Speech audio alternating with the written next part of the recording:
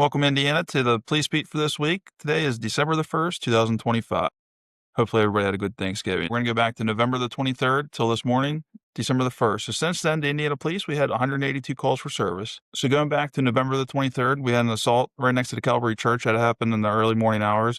That's still currently being investigated. There's no charges been filed. Back to November the 24th, the Indiana Police, we took a report down at the Dollar General on South 7th Street. It was reported that the person that took several grocery items from the store. It's currently being investigated. No charges have been filed yet. This is a typical call for a college town, especially over a break where one of our property owners, one of our landlords, was doing a maintenance check of one of their buildings.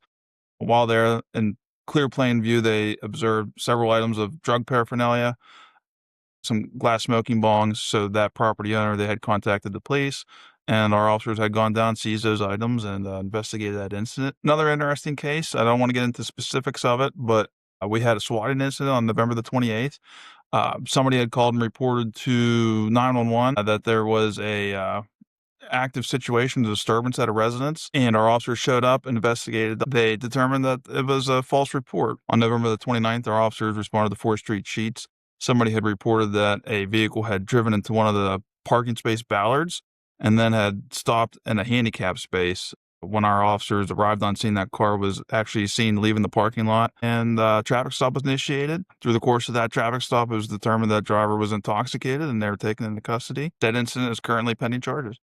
And finally, early this morning, our night shift officers investigated a report of a curfew violation. It was reported that there was multiple juveniles that had left and snuck out of their house overnight.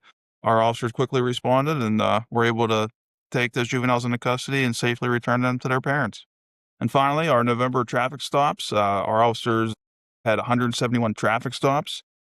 Out of those traffic stops, 18 citations were issued for multiple different things, different types of violations, and 153 warnings were given out. And 2 more incidents I forgot to mention. During the Thanksgiving holiday, somebody did vacate their residence and leave town for the weekend. Somebody did break in and stole various items. That incident's being investigated, and hopefully we can get some charges filed on somebody. And then also on Thanksgiving Eve, our officers investigated a report of harassment, assault. Somebody reported being punched in the chin while out at our bars on Philadelphia Street.